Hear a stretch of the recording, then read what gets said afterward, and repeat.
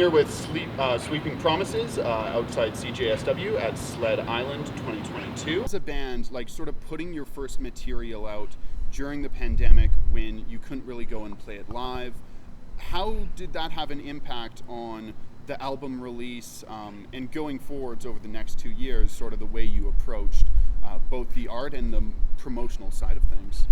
Well, Sweeping Promises was kind of a lark, to be honest. It started really spontaneously one night. It was just Caulfield and myself, and we were just in the thick of writing songs for an as yet untitled project in late 2019. And we were just like, we really like these songs. Let's just keep going. And then around early 2020, we recruited Spencer to play live. And we played our first show in a basement in February. And then we were going to play more shows, and then the pandemic hit. Mm-hmm. And so at that time, we'd already submitted the album to Sam Richardson at Feel It, and we had no expectations for it whatsoever. We just thought, this is just going to be it for this band. We'll start another, and that's fine. It's really cool that it's getting a physical release, even in the midst of this just horrible global situation. We're really lucky to even be able to put something out at all. And then slowly but surely, word of mouth it made the rounds, and we couldn't really believe that people were responding to it, and we were so grateful. And we were just like, okay, this is great, but we can't really do anything about it. And it wasn't until a year later, last year, that we were actually able to tour behind it. And we went on our first tour as this band in the fall of 2021, and it was just incredible to meet people who we'd been kind of talking to online for the better part of a year, and it was just kind of an incredible experience. We're really lucky. That's awesome. And was that a tour around most of the United States? Yeah, it was just a U.S. tour. Yeah, mm-hmm. And have you guys toured much with other bands before, or was this sort of your first major touring experience? It was our first tour ever. Mm-hmm. Spencer's a road dog. Oh yeah, I have the last decade. Oh wow. Yeah, I've been around with a few bands. No, I mean nothing crazy. A lot earlier in last decade, but in a way they kind of brought me out of retirement a little bit. Yeah. So how was that first touring experience for you? Getting to see different cities, sort of having to wake up and get on the go, and what was that like for you guys? Discovering new places, trying new foods. What stood out to you? It was always, it was very food centric. I really loved it. I'm just very happy to be in a band with two people that I love very much. And I thought that it was just a really wonderful time. Again, just getting to meet people, getting to see, parts of the country that I'd never been to before, really relying on Spencer and his experience. We did a van tour, and it was just the three of us in our Honda Odyssey. So were you sort of taking them to all the highlights, Spencer? Well, I mean, I think that we were just kind of I knew a couple places, but mostly it's just I was a little more familiar with how to navigate a van full of gear through a city, and make sure nothing gets. just kind of try and keep as low a profile as possible. Yeah, that's pretty important. Yeah, you just don't want anyone to know what you're up to. Well, and also because it was still, it was right before Omicron hit, because we went on tour from September to early November, and we had a little break in between. And so we, didn't really hang out a lot. We just in and out, masks on, trying to be, really conscientious of COVID restrictions and trying to do this thing that seemed kind of impossible as safely as we could. And how was that difficult going from state to state and city to city and trying to keep in mind the differences in regulations or in capacity limitations or in stuff like that? Or did you find it pretty easy and painless process? We instituted our own blanket rule. Yeah, we the promoters and then our management team were pretty strict about enforcing COVID regulations. So it felt pretty safe. And I suppose keeping a tight ship that way probably was to make sure you're actually able to get to all the shows. Yeah, we actually had more than a few peers in bands during that time have to drop off their own tours and cancel tours because of just members getting sick, and we were lucky because it being only three of us, we could remain pretty insular.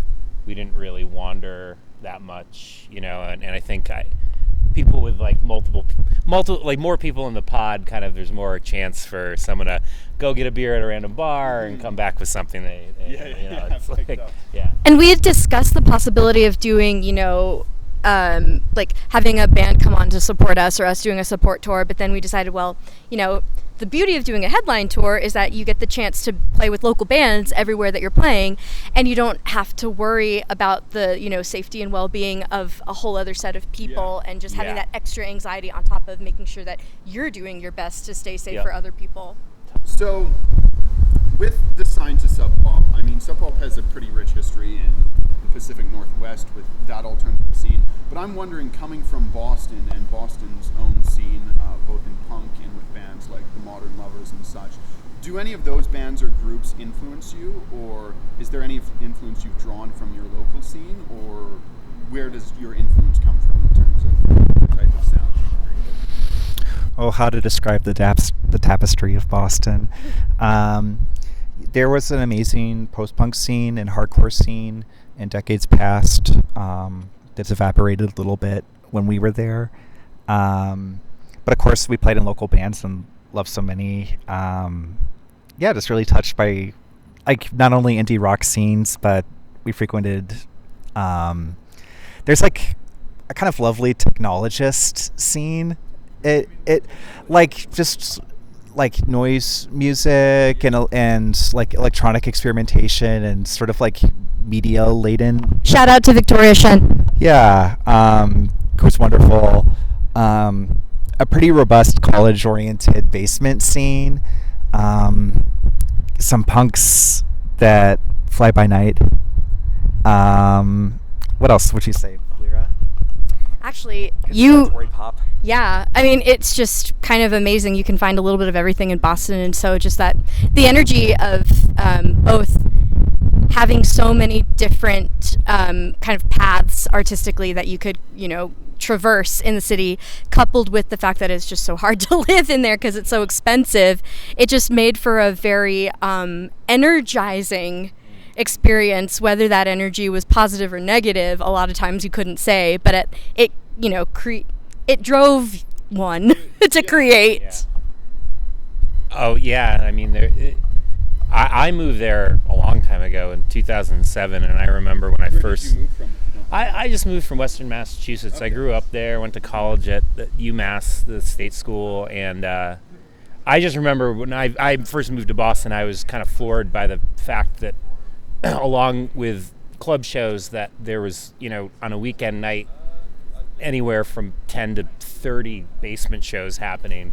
Oh, wow. Some of which in this area, there's an area, kind of a borough of Boston called Allston that housed many of these shows for many years, and that was like really kind of a I played in a lot of bands that in those early days, I feel like that, like, you got to see people like develop a lot of bands that we kind of grew up with, like Gorilla Toss, this band Quilt, who aren't really together anymore, but they came out. But you got to see these bands go on to have kind of these successful careers on larger labels. But I remember their first shows in these like shitty basements, and like them like their gear not working, and the early days the cops never really came, but then that kind of all got shut down, and as it does.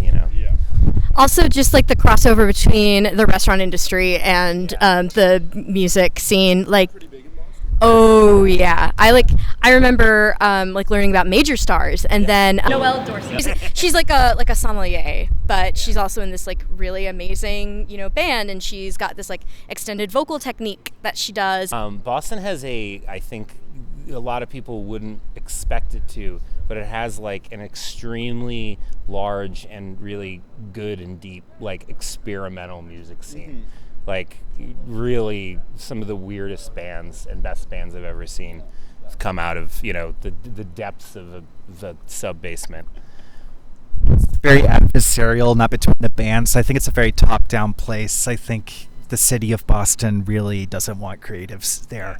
I think it imagines like a pre-rendered city of like well-heeled tech citizens strolling through. The MIT crowd. Yeah. It's kind of like unlike New York and LA, where you're like everyone's kind of fighting for their like kind of 10 minutes on the top.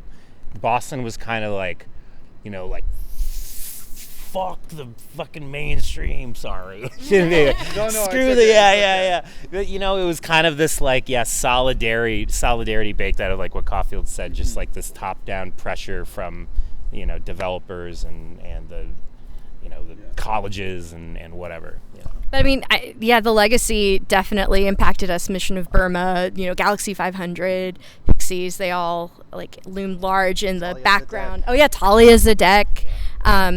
Just Rob Noyes. Yeah. So there's just so much to love. Mancini. Yeah. Oh my gosh, yes. Awesome. And in terms of, just because we're in Calgary, I have to ask you, is it your guys' first time being in the city? Yes. Yeah. How are you liking it? We love it. It's beautiful. Really How great. long have you been here for? Just one day? A day. Yeah, a day. Excellent. Any plans while you're here? Other than Sled? I think we're just gonna walk around and take in all the sights, take in this beautiful weather and all the beautiful people that we have met and hope to meet, and just have fun while we're here. Excellent.